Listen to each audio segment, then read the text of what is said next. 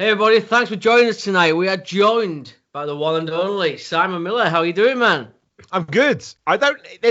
We assume I'm the one and only. Well, but we don't know if that's true at all. Shall we search on Facebook? I imagine there's quite a few. I tell you what, there is a name. There's a name of a movie that I think is called like Who is Simon Miller?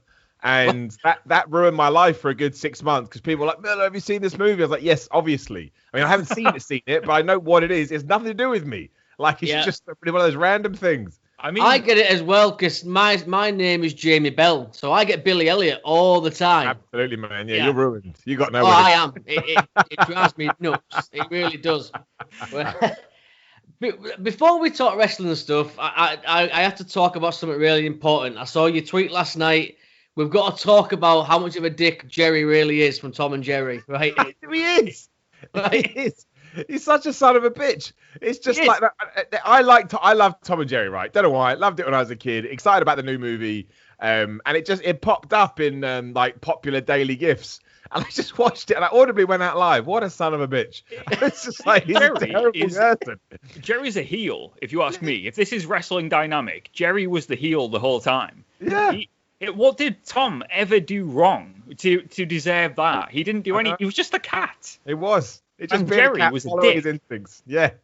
I love it. I've never thought of it like that until I saw the tweet last night, and I was like, "Yeah, Simon's got a good point. Jerry's a dick. Jerry is a dick. Totally. He really is. I mean, I was always a Wile E. Coyote guy myself, but Tom and Jerry's up there as well. But yeah, it's Jerry's a dick. You're right, man. He is, man. It's the way to live your life by. Always remember that. Never trust anybody. Proper Stone Cold Steve Austin style. This is very true. I'll start us off as well. Obviously, you was at All In and StarCast. Callum's got a photo of you two together, actually. Oh, dude, it's not a photo. Well, I have a photo of us together. There's a slightly more embarrassing story behind it, though. Yeah, go on. So I got to meet you at StarCast. That was cool. But then there's this interview you've got with Gail Kim. And I was looking at some magazines in the background at the time. And I looked up and I was like, Simon Miller's doing an interview. And then the interview came out and we checked it out. And I'm stood in the middle of you and Gail Kim for the whole interview. And at one point, I even look up and look at the camera like it's an episode of The Office. And I looked back and I was like, oh, God, I'm there for the whole interview. Like, it almost looked like I was stalking both of you. That's good, man. That's good. Taking advantage. But yeah, it's just one of those cringy things. I was like watching it back and I was just like super aware. Oh, that's me there in the middle of them both. Dude, I love it, man. It's better than not being there. Then you got no story to tell. Yeah. So it's much better being in the middle. Now, dude, those things just happen. Like, especially at events like that when everybody is filming everything. I'd be more surprised if you didn't accidentally sort of photobomb one of them. Yeah, it was a great weekend though, wasn't it? I mean, I know you've done quite a bit like that in the past. You've been to these events, but being there for the first StarCast and the first All In, what a hell of a weekend that was. Yeah, I mean, I genuinely, I think I did in a video, put All In my top 10, pay-per-views ever, just because of the atmosphere. It was nothing to do with, I mean, the matches were great and the card was great, but it was the atmosphere and the occasion. I mean, it sounds so cheesy, but it's true. I remember sitting there and during that opening, I think the Battle Royal was first, wasn't it? Yeah. And it was so loud. It pierced through my soul. Right. That's what it felt like. And I almost cried. I was like, because my body was just so overcome with like, what is going on? Like, it was so loud and it was so cool. You've done WrestleMania before, haven't you? Yeah, but WrestleMania is an incredible spectacle, but it's open. It's always, I've never been to WrestleMania approved. And I think that would be better. Both. I've done both, and I think you would agree. The atmosphere at All In seemed like it was a WrestleMania crowd, even though there's only 10,000 people. It seemed like 100,000 just by how pumped everybody was and how hyped for it everybody was. Those 10,000 people seemed like it was a WrestleMania-sized crowd. Yeah, and I think I know wrestlers have said that building as well is awesome for acoustics and things like that. And I love going to WrestleManias. They are special. But it's like when you go to a music festival. You lose a lot because the noise goes up and then it never comes back down again. So, but yeah, the whole weekend was amazing. That was the first time as well we did Ups and Downs in front of people live, and I got a massive kick out of that. I thought that was cool. So, yeah, no, I have really fond memory of that. I did a video recently where it came up in a list, and yeah, every time I think about it, it's just it's just good memories. And it was a really surreal few days. And to think, you know, where we were then and where we are now. Yeah. It's kind of nuts. It's kind of been a nuts few years. It was the genesis of AEW, really, wasn't it? That was the catalyst that brought on AEW. I remember saying after that show that there's got to be a show coming from this, something bigger coming from this. But it's cool knowing that we're always at the start of it. That's where history was made at All In. That was their way of proving that it could be done. Yeah, and how quickly we took it for granted, right? Yeah, now we watch AEW like, it was rubbish. It was crap, but I hate it. It's like 2 years ago, we were all going, oh, yeah, we need another company. 2 years later, there's Simon Miller making ups and downs. You know? Yeah. It's like, it makes me laugh. I can't believe Sting's back. It's like, what are you moaning about? Like, how can you be mad? Sting's back. That's cool as fuck. Exactly. Yeah, it makes me laugh. But bless them. Bless all wrestling fans. I love them all. Yeah, this is here he goes. That's the image. So it's there's Gil Kim, here's you, and there's me just stood in the middle, and that's for about the whole 20 minutes. That's brilliant. I'm just checking out magazines and wrestling figures, staring at the camera ever so often, not realizing how on camera I am. It's all good. And now I've got bullshit. He knew exactly what he was doing, Simon. You've got to make the most of your opportunities in life, and this one came full circle for me. Now I'm talking to Simon Miller about it, so it paid off. Right. Who knows? Who knows what's next? I genuinely don't. Like, again, I mean, with wrestling as well, just in general. You know, a year. I mean, it's pretty much a year ago. If I'd come on here and I said, guys, here's what's going to happen. In about a month, we're going to start filming all shows from a dark, horrible warehouse with no noise. You would have gone, Miller, we don't want you coming back on the show with your gibberish conspiracy theory. So yeah, you got to take things day by day. That's why things like that are cool, man. Like, you know, there's nothing wrong with being a weird stalker in a video. I think that's the way to be. There is a little bit. I mean, there is a little bit weird with that. Just a little bit. Yeah. But yeah, I mean, that whole weekend was great. Like you said, absolutely brilliant. You did the live ups and downs, which was really cool too. I guess you're kind of like one of these interviewers and personalities in the wrestling community that has a bit of a cult status about you, and I say that in the nicest way. And because I've seen you on Reddit referred to as Yback before. Oh, you know, people have so many names for you, and you'll see just in like random conversations, people are saying why, here's why. You've got your own catchphrase. Chris Van Vliet doesn't have a catchphrase. Simon Miller does. But well, I mean, yes, that's true. I mean, some people could say that it cheapens me, but I don't care. I don't care about that stuff. Like, do you remember that Simpsons episode when Bart gets really famous? I can't remember what the hell the line was now, but Bart gets really famous. I'm like, I'll be that guy. That's fine. I don't mind being him. No, again, like it sounds so stupid, but I did base it off wrestling. There's no point pretending otherwise. When I was mucking around with that, it was just, that was when everybody at What Culture had their own series. Like, everyone was doing something, and I pitched them the Y series. I'd like to do this, and they very graciously said yes. And they all said something at the start of each thing that kind of made it there. So I thought, well, you know, I just came up with that. And then I did exactly what I'd heard wrestlers talk about, as in when they say something and they walk out in front of the crowd, they look for signs. I went and looked through comments, and there was enough comments with people going, why did he say why? Is why? What a weird thing to do. I thought, there's enough there. And then one day I just slapped my head because I have a weird sense of humor. And that's when people started tweeting me, going, Miller, are you okay? Why did you slap your head? And that's when I was like, right, I'm doubling down on this, and I'm going to run it as far as I can. So yeah, it was just one of those things. The fact that anybody, even if one person had said it, I would have taken that as a massive compliment. So yeah, to still be doing it all these years later I'm probably ridiculous in many ways. But again, that's all good by me. I don't care. I'm perfectly fine with it.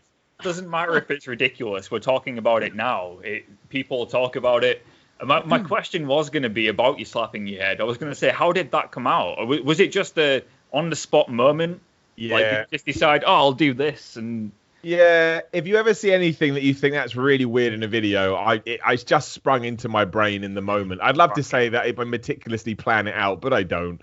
There's kind of this chain reaction where my brain will go, Miller, this would be really funny, do this, and then before my sort of sanity can kick in. I'm like, oh yeah, I'll do it. And then it's just done. And obviously it's a pre-recorded video. I could easily cut it out, but yeah, once I got a beard, my bonnet. So yeah, it was just, you know, I was thinking maybe I should put something in here and I just thought I'd slap my head. And then someone said, did he slap his head? Then I slapped my arm on my head. And then I slapped my arm on my head and my ass. And it just became this constant thing of what else I could slap. I don't know. It's very, very strange. Well, on a more of a serious note, then, you mentioned obviously the way the world is at the minute, the pandemic and the shit heap that the world is at the moment. How do you think British wrestling's going to recover? I mean, do you think there's going to be as many companies when it comes back? I mean, you're going to have to go through a process, I think, especially because it ties into all the speaking out stuff as well. You know, when companies are ready to go again, I think we just need to stand a bit firmer, a lot firmer than we did before. Like, no business is perfect, and there's always going to be aspects of it you don't like. But I mean, there's just no excuse for it, right? That's not that's not like I didn't enjoy my day at work. That's like a criminal offence has taken place, and you can't do that. So the positive about being in a blackout when it comes to British wrestling is hopefully that when we do light the flame again, all of that will be gone. People will feel more confident, not only speaking out about that stuff, but maybe other things that have been prevalent within the wrestling industry that have been weighing on people's shoulders, right? Yeah. Because again, nothing can be perfect, but something like wrestling should be fun. I think there will be as many in terms of the smaller shows, because there's so many wrestling events that go on that no one ever hears about because they're happening at town halls or gymnasiums.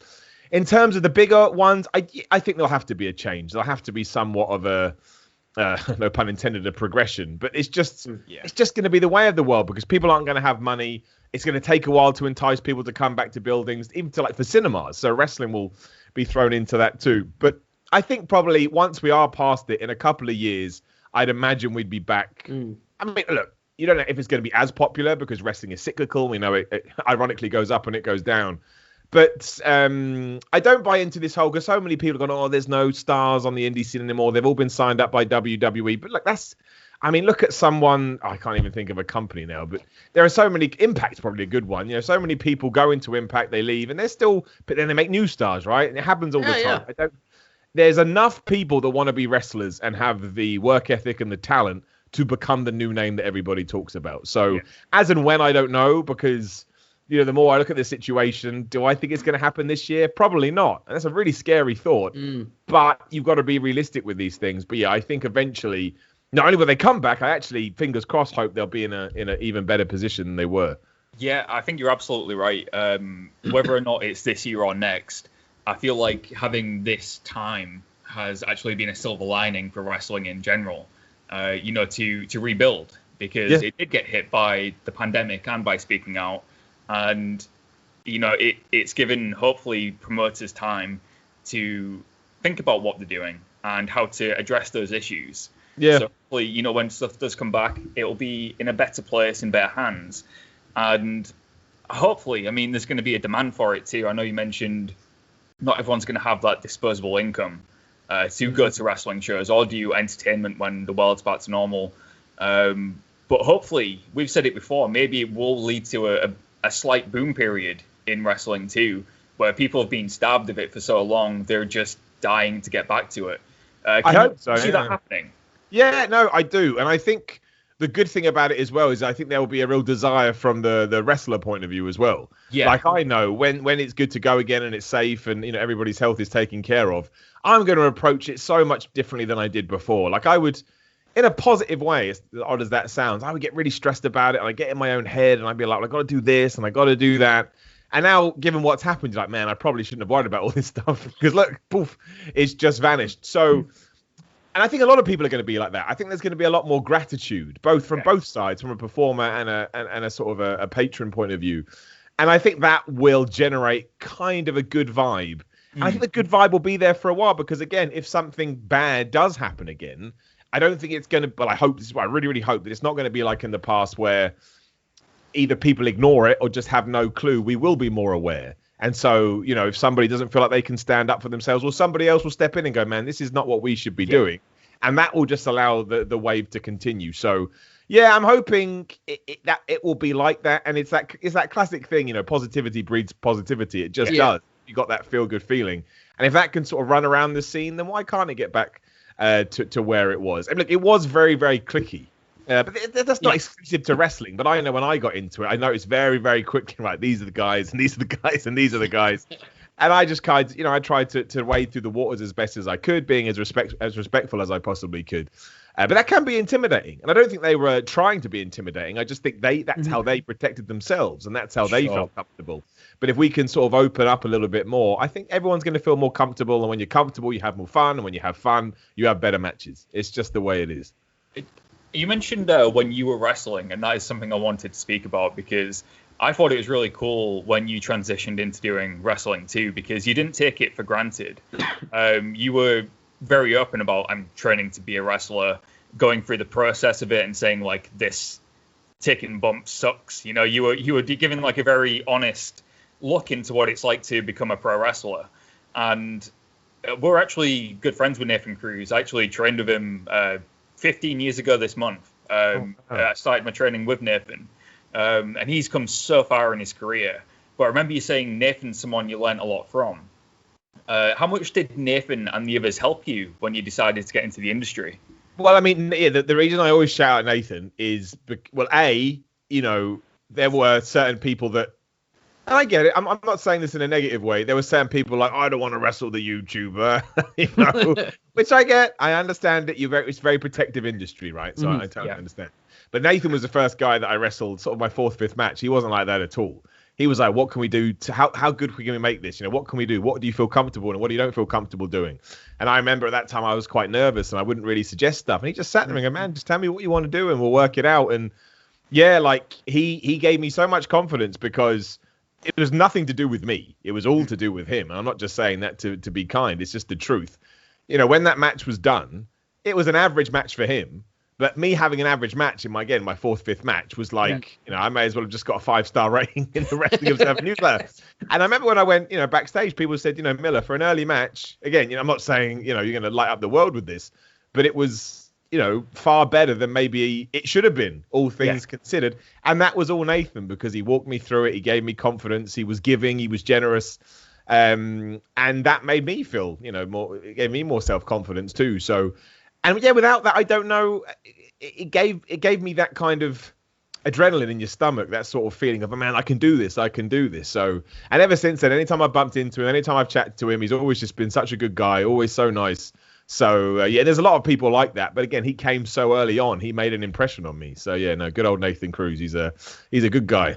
Is a professional. He is, surprisingly. Professional.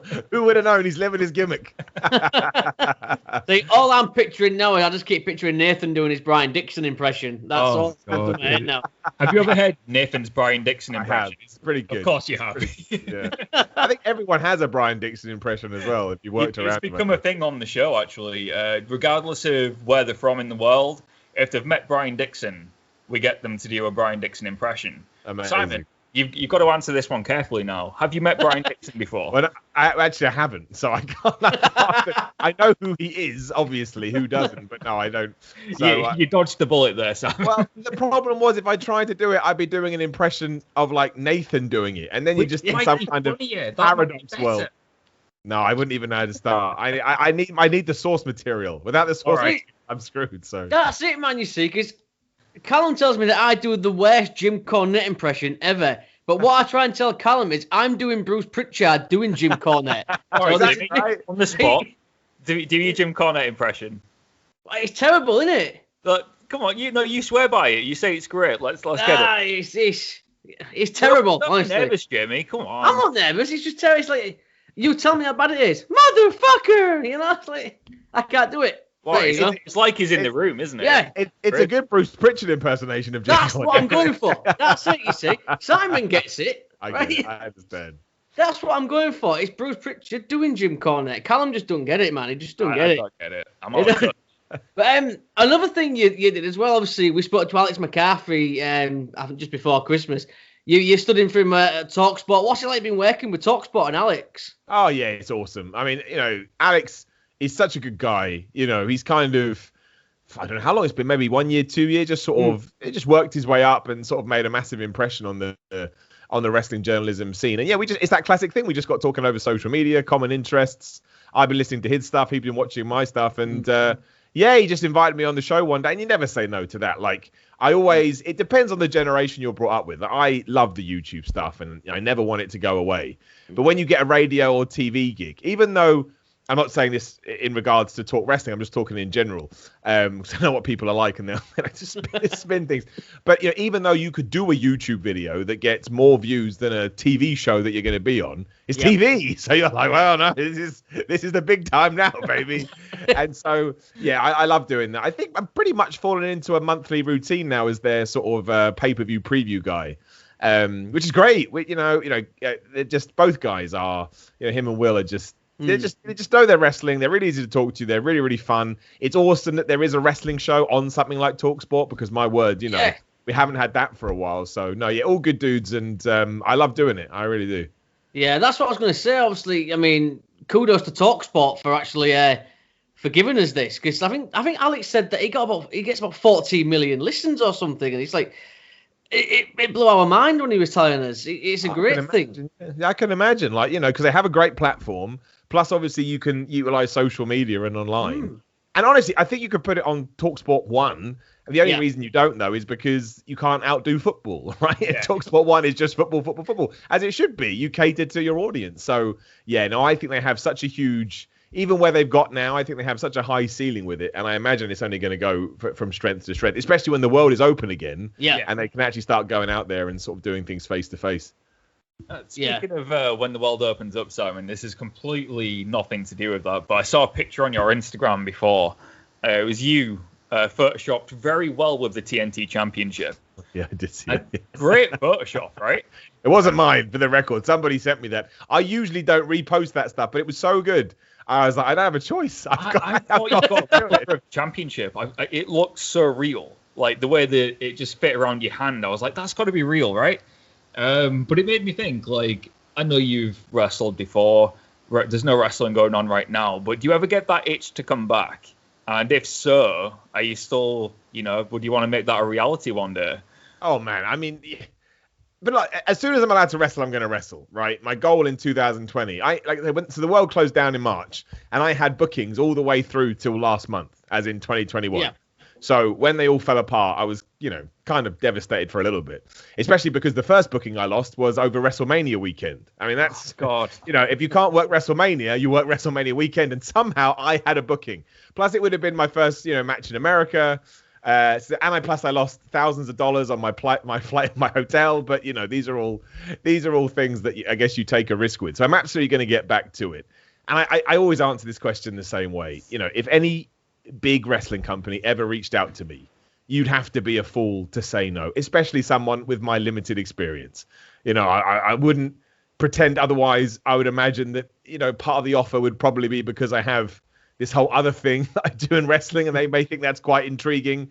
But it ties into more life advice. You just don't say no to opportunities, even opportunities that scare the absolute crap out of you. Because what's going to happen is you're going to say no, and then 6 months later, you're going to regret it. And regrets are the one thing, again, well, cheesy, but it's true. Like, I'll do anything. I'll do anything just to not regret it. And it's okay if I do it and I hate it, because I can get my list and I can cross it off and go, nope, not for me. But I don't want to get to 70. Why you came on Ringsiders, right? Just exactly, man. I don't want to get to 70 and be like, I didn't do it. I did it. I think that's a great motivator, which sounds silly. Like you're motivated by, getting old. But that's not really what it is, right? It's about just making sure you embrace the stuff you're passionate about. So, yeah, look, if anything ever happened, I mean, we're coming up, it's the 11th of February. So exactly we are 11 months to the day. This is how much it meant to me when I popped up on Dynamite for like 3 seconds doing my whole I'll be Sean Spears' tag team partner, which is still the most hilarious thing that has ever happened to me, because I was making notes, right? They cut to a video package, and I always use video packages to make notes because I'm like, I'm not going to miss anything in a video package, right? If it's big enough and match, I get it, whatever. And then all of a sudden I was like, wait, that's me. I like collapsed on the floor and had an aneurysm. It was wonderful. So yeah, if anything was ever going to come of it, I would jump, I jump both feet in. Do I think it's going to happen? It's dream territory as far as I'm concerned. It's dream territory, but I dare to dream, as I always say. So yeah. I just think I thought that was awesome for a start. I mean, when you popped up on the screen, it might have only been for a few seconds, but you were on Dynamite on TNT. You've technically been on Dynamite already. That's a dream. To me, I think that's a dream for any fan anywhere. I agree. Oh, absolutely. I don't take it for granted. The response was overwhelming. It's when I used to do streams on YouTube. I used to stream my wrestling podcast, and that one just floored all the other ones because people just wanted to talk to me about it. And, having that kind of reaction just from a little 3-second clip is, again, I use this word all the time, but it's true. It's really, really humbling because you're like, wow, people actually care. And they don't have to care. Like, they really don't have to care. I would completely get it. But the fact that people did, it's really nice. It truly is. Now, am I right to think, correct me if I'm wrong here, but I'm doing a little bit of research, and you've done interviews as well, and you've actually interviewed Paul Heyman. Not only have I interviewed Paul Heyman, Actually, I've interviewed Paul Heyman twice, and I interviewed him once as myself and once as an alter ego of myself, because why the hell wouldn't I do that? And surprise, surprise, that's when, that was before, it was just as I was transitioning into the wrestling stuff. And I used to do video game stuff. And long story short, the company I worked for, we did a lot of video stuff, and we didn't want to do the same. Not that there's anything wrong with it, but everyone was doing it. Review, preview, interview. Yeah. So I sat down one day and said, look, wrestling's the best. Let's just all be characters of ourselves. They're like, yeah, let's just do that. So, I portrayed this kind of like, Sacha Baron Cohen character, which was like, I think I know everything, and I act like I'm super arrogant, but I know absolutely nothing about nothing. And when I got taken out to WrestleMania for the game with 2K, I got on well with 2K, and I said, look, can I do this stuff with the wrestlers? And I said, as long as they said yes, it's just free reign, like it's just an open forum. Yeah. And surprise, surprise, I sat down with Paul Heyman, I explained it to me, and he just said, he goes, yep, this is going to be great. Because I think he was a bit bored, not bored, but he'd done all the other interviews. Yeah. He was like, this. And I just said to him, I said, if you can just treat me like an absolute piece of trash. I was going to say, he gave you a hard time, didn't he? Yeah, you could see his face. He was like, oh, man, I'm going to have it. He just ignored me for a minute. And then we ended up hugging. We ended up having a hug. And afterwards, he was very, very nice. He was very, very nice dude. He smelt wonderful as well. That's my overlasting impression. He smelt so good. That's what I'm taking away from this interview. Paul Heyman smelled good. That's the headline for YouTube. Yeah, and, but that was... I'd say smelling good. He always looks good as well. I mean, the guy knows how to wear a suit. Oh yeah, no, he's a well-dressed man. I mean, he's never off, but I like that. I like that. I think it's because that some wrestlers will be off, so I appreciate the ones that are always on, and I like the way that he can answer a question and give you the answer you want, but do it completely in character. Yeah, I think that's a skill, and I massively respect him, and he was very nice to me that day, and I would always remember that. I appreciate it. Well. While we're talking Paul Heyman, I was mentioning this the other night, and it's what's your opinion? Obviously, Heyman's with Reigns now. If Lesnar returns, how do you see that going? It's a tough one. I mean, because it's WWE, you expect them to do he'll side with one of them, and they'll probably tease. You could argue. I mean, I think you keep Roman heel, so probably tease that he's going to go back to Lesnar's side, and then he screws him over. I would much rather it was more ambiguous than that. I think there's far more intrigue in, Paul Heyman almost being not the jilted lover, but the person in between being pulled, and he doesn't know what to do. And actually, he never makes a decision, right? He never makes a decision because that way you leave the door open. Like I remember when Paul Heyman screwed over Brock Lesnar for the first time and aligned himself with Big Show. I totally understood it because it was a way to destroy beat this massive man. Otherwise, that wasn't going to be completely realistic. But I always felt like, I think we can do more with that. I don't think they would do that. I mean, what I think should happen is you have a couple of weeks where it seems like Heyman and Lesnar are going to realign, and he kicks him in the balls or whatever, because the Brock Lesnar character now, he can't just come back how he was before. I mean, he can, and I'd enjoy it, but there's so much more entertainment to be had if he's a good guy now. I think that would be great, especially if Roman beats him. I think that would be awesome. Yeah. So I think you should tell that story eventually. Probably next WrestleMania would be my guess. I think Vince McMahon is a genius, because if he'd gone back a couple of years, the thought of another Roman Reigns Brock Lesnar match would have been a nightmare, and nobody would have wanted it. But now we're at the point where I actually want Brock Lesnar versus Roman Reigns again. And they've switched up a few things, and now it works again because it's fresh and interesting. I'd like to see face Brock Lesnar versus heel Roman Reigns. So they've actually done it. They've made us want Brock Lesnar and Roman Reigns again, I'd be happy with that. Me too. And I think it's just because, you've actually given us a Roman Reigns that makes sense and given us a Roman Reigns that's believable. And clearly he's had, some input in. The Roman Reigns that was taken on Brock Lesnar always felt like a creation, right? He felt like a character, and he doesn't feel like that now. He just feels like a sociopath that's going to murder you as soon as he possibly can. But I think that was the issue with it. Brock Lesnar felt legit. Roman Reigns didn't, and because he wasn't. I have no problem with WWE trying. I just felt like they tried for too long. I thought it became obvious a good couple of years before they, gave up or switched gears that it wasn't going to connect. And I think now you're almost going to get the match that we should have had. And I think that's why it's so intriguing. I hope we get it. And again, I don't know how long you can keep this Roman thing going, but they've proven in the past that when you do dedicate to something, it doesn't have to have a short shelf life.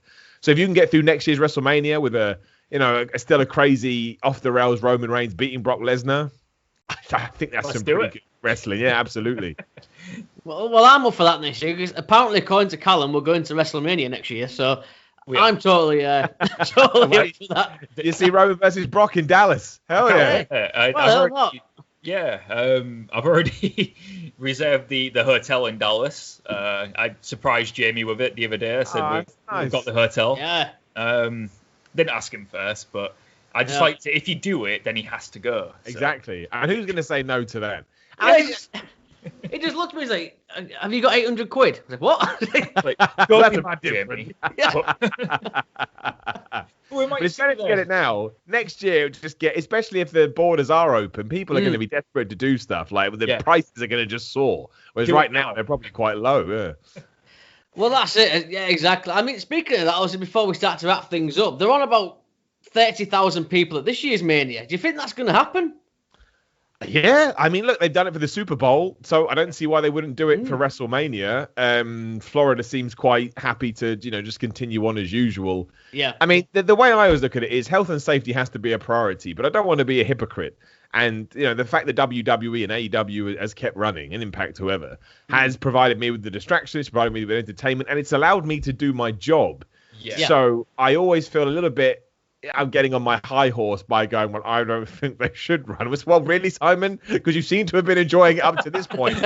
But of course, you want people to be, I'd rather all of that went away if it was going to affect anybody's, life, of course. I mean, it stands to reason. But if they think they can put 30,000, 25,000 people in that stadium and it's all safe, and apparently the Super Bowl was okay, and, it was well done, then why not? I think we'd all enjoy it because it will bring that atmosphere back. I mean, I'm sure you feel it too. You watch old shows and it sounds silly, but who are these weird people sitting around the ring? Like, it feels weird. It really, really does. So I think having that even just for one night only would be appreciated. Again, just to caveat and really ram it down, as long as we're doing everything we can. So, there's nothing more important than life and death, and it would ruin WrestleMania anyway. It was the best WrestleMania ever. And it serves as a super spreader event. You're just going to look back and be like, oh, that's not good, is it? So, yeah. But I think they'll do it. I mean, why not? Why not? Why not? Yeah. I'm down for that. I mean, like you said, I miss the fans. I miss the atmosphere. It's weird when you put the network on, you watch an old show, and there's like fans. I'm like, what's this? It's so bizarre. Watching all the events now, you wonder why people aren't wearing masks or people aren't social distancing. Honestly, man, how quickly life changed is right. I know it's become a bit of a cliche now, but that's because it's crazy. It's such a crazy world. Yeah, it's insane, dude. It really is. But we'll wrap things up in a second. But I'm going to be a mark now as well because I know you've interviewed one of my favourite guys, and I've got to ask you about him, Kevin Owens. What's he like, man? Because I'm a huge Kevin Owens mark. I mean, he's the nicest guy ever. Like, you're just very attentive, there's no ego to him whatsoever. And I don't mean that in a bad way. I mean, completely happy to do an interview, completely happy to talk about whatever. Again, I did an interview with him in character as well. He just went with it. He thought it was quite funny. He was like, we'll do it. And I'm a big fan of Kevin Owens as well. And I think a reason that I still like him as much as I do is because of that interview and because in fact, I don't think no, that's not true. I was about to say most wrestlers I've met are nice. That's not the case at all. Some have been awful. But he's just a decent man. Do you know what I mean? And I think you get that from when he talks about his family and stuff like that. He's just a fan that's a good dude that wanted to become a wrestler and was successful. Yeah, and I think that's why he's so relatable, because he's so simple to understand. So, yeah, no, Kevin Owens. It was him, Finn Balor, William Regal rocked as well. Renee Young was there. She was good. All of them. I missed somebody out now. But, yeah, they're all just happy to be there and happy to answer questions. And when you have that kind of back and forth, you go away with a newfound respect for them, because you kind of felt like they treated you on their level. And that feels nice. No, I love it, man. I love it. I had to ask, because I am like you. I'm a huge Kevin Owens mark.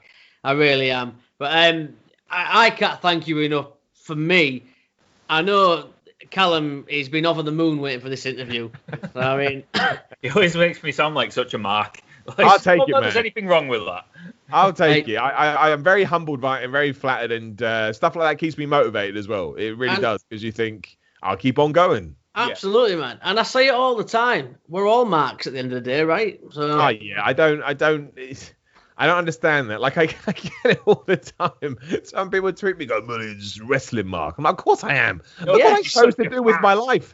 Wrestling threw up on me. Like, I just like bathing in wrestling all the time. Exactly, man. We are all marks. But before we let you go, I mean, tell everybody where they can find your social media, any merchandise, any upcoming shows and events, but I mean... No. But yeah, I mean, for the wrestling stuff, head over to What Culture Wrestling. You can check me and the guys out there.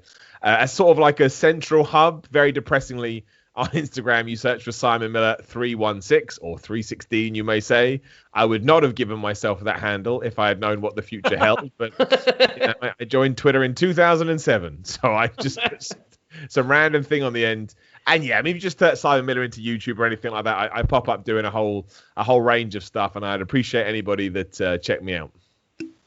Awesome, dude. Well, I can't thank you enough. I know Callum can't thank you enough. We'd love to get you back as well at some point, dude, and chat some more. We'd really love that. But for now, Simon Miller, thank you so much, man. No, thank you guys. My pleasure. Lovely talking to you. You too.